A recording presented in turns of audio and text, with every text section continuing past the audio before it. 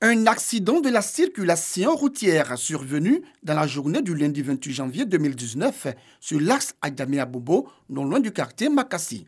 Bilan, un mort et 23 blessés. Selon des témoins, un minicar de transport en commun a été violemment percuté par un camion remorque appartenant à une entreprise de logistique. Le chauffeur du gros camion aurait quitté sa voie pour se retrouver sur celle du minicar allant dans le sens contraire vers Abobo. Il venait en vitesse, ça cause ça, le frein n'a pas maîtrisé, il n'a pas maîtrisé le frein, c'est ça, et tout.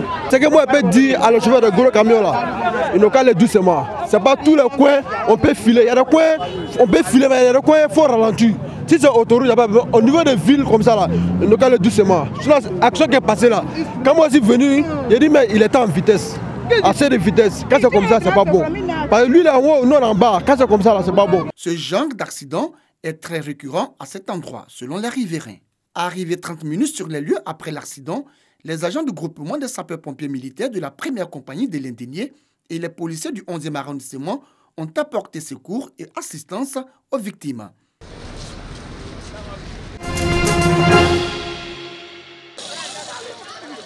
Dadiassi, village situé dans le département de Transua, région du Gontougo.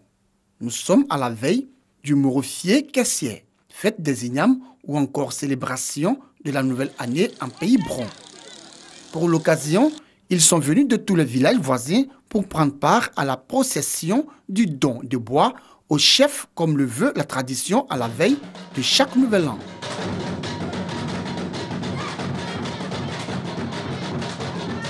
Au temps ancien, il n'y avait pas de lumière.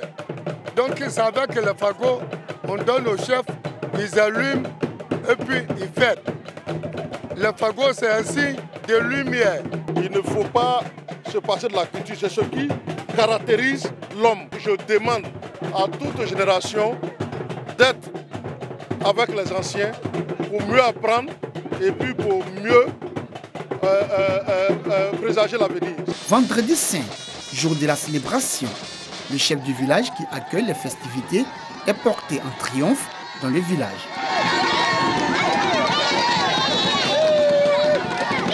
Le Morofié Kessier est un condensé des cultures et des arts du peuple bron. Nous sommes les garants de la tradition. Nous sommes appelés à partir. Mais il faut que nos enfants, les jeunes, puissent s'approprier cette culture-là, qui pour nous est très riche. Et s'ils ne s'approprient pas, après cette génération que nous constituons, nous risquons de perdre notre culture. Cette fête est aussi une plateforme pour mettre en exergue des danses du terroir bron.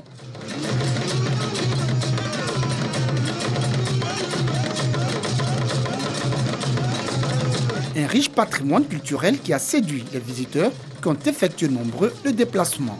Il faut dire que nous sortons très enrichis de cette cérémonie au cours de laquelle le représentant de la conférence des chefs traditionnels a donné un aperçu du calendrier bron, qui est un double calendrier, un calendrier à la fois mystique et un calendrier qui est le reflet du calendrier gréco-romain. Je vois que la culture sénoufo et la culture bron, il y a beaucoup de similitudes, beaucoup de ressemblances. Et je pense que c'est pourquoi nous sommes peut-être alliés. Et ce sont donc nos petits. Et c'est pourquoi j'ai tenu à être présent pour les encadrer, les encourager à aller dans la tradition. Le peuple bron du Ghana voisin n'est pas resté à marge de cette célébration de la nouvelle année.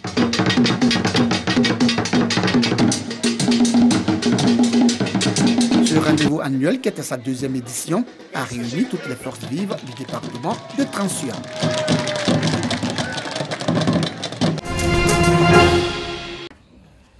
Kitia Touré, Boté Zadizaourou, Amadou Kourouma, Yacouba Konate, Maurice Bandama, etc. Des noms bien connus dans le milieu des arts et de la culture en Côte d'Ivoire. Des célébrités que Koulibaly Bamoutanga, instituteur à la retraite, veut valoriser et immortaliser. Tel est le sens de la création d'un espace artistique et culturel à Katula. Un enseignant doit avoir vraiment plusieurs cordes à son arc. Et donc, étant enseignant, j'ai fait tout ce qui était animation à l'école. Et voilà d'où est partie la passion de la culture, la passion des arts pour moi. La Côte d'Ivoire a connu beaucoup d'hommes de culture. Mais certains nous ont marqués pour dire que nos artistes ne doivent pas mourir. Il faut... Alors voilà pourquoi j'ai décidé d'immortaliser tout cela. Parce qu'après, je compte faire de cet espace un espace événementiel. Un centre, temple du savoir, temple qui a en son sein une bibliothèque. Les enseignants fréquentent cette bibliothèque, qu'ils amènent à leurs élèves à venir fréquenter la bibliothèque, toutes sortes de livres, les devoirs, on peut leur donner des devoirs, les exposer. Ils viennent, en tout cas, peuvent venir chercher, faire des recherches ici. Également, un musée où se mêlent objets contemporains et historiques. C'est les vinyles, qu'on appelle à l'époque 33 tours. Ce sont des grelots. Je les portais. La génération ne connaît pas. Et quand on était petit, ça fait partie de notre culture. Ce qu'on appelle le sable. Nos générations ne connaissent pas. Vous avez les masques. Ça, c'est un masque de tête. Vous avez les masques sénoufaux, les masques de visage. Là, un masque au cou. À travers ce centre Koulibaly, Bamutanga meuble son temps. La valorisation du patrimoine artistique et culturel du pays. À Katiola, des espaces sont prévus pour accueillir, promouvoir et rendre hommage à d'autres illustres noms de la culture ivoirienne.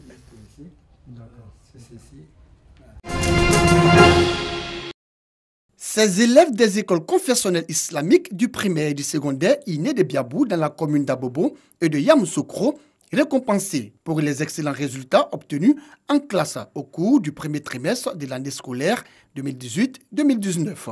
Une cérémonie de distinction qui s'inscrit dans le cadre des journées portes ouvertes de ces établissements scolaires. Pour les responsables, ces journées visent à donner aux parents d'élèves l'opportunité de comprendre les différents programmes enseignés dans ces écoles confessionnelles islamiques. Ces journées portes ouvertes que nous organisons ce matin constituent une occasion pour nous de donner l'occasion aux parents d'élèves de participer à l'évaluation de leurs enfants en prenant connaissance des résultats que ces enfants ont produits pendant un trimestre et de rencontrer les enseignants pour pouvoir donc discuter avec eux des difficultés rencontrées par les enseignants et envisager avec eux les solutions possibles pour des remédiations qui permettraient une amélioration du travail de ces enfants. Ces apprenants ont été encouragés et félicités par responsables, enseignants, imams et guides religieux. Ils les ont invités à ne pas baisser les bras